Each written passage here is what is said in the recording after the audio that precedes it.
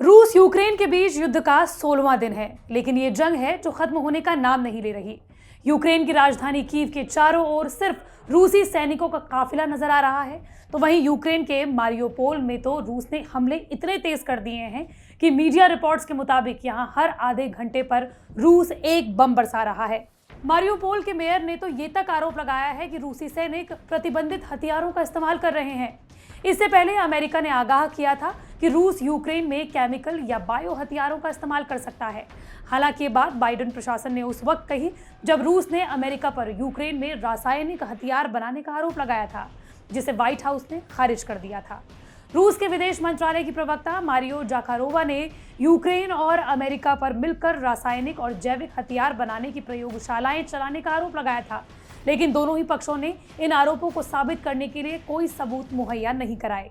हालांकि रूस पर लगे इन आरोपों ने उसके साइबेरिया के सोवियत समय के रिसर्च संस्थान को लेकर चिंताओं को बढ़ा दिया है, जिसका इस्तेमाल पुतिन जैविक हथियारों को रखने के लिए कर सकते हैं।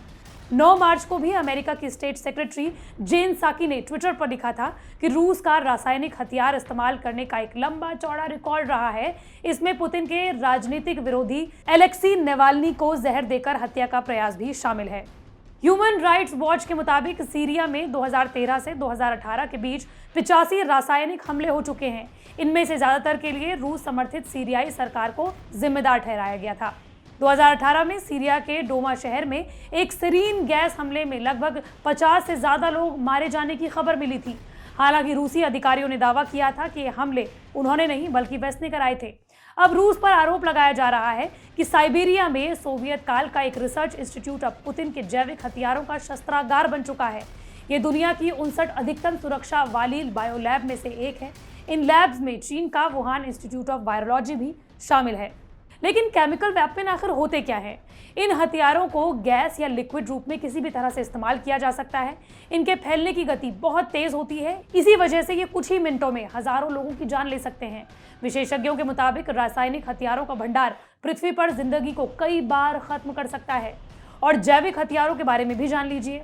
विश्व स्वास्थ्य संगठन यानी कि WHO के मुताबिक जब बैक्टीरिया, वायरस और फफूंद जैसे संक्रमणकारी तत्वों का इस्तेमाल जानबूझकर इंसानों को संक्रमित करने के लिए किया जाता है तो इसे जैविक हथियार कहा जाता है। सबसे ज्यादा इस्तेमाल वायरस का होता है। जैविक हथियार कम समय में बहुत बड़े क्षेत्र में तबाही मचा सकते हैं।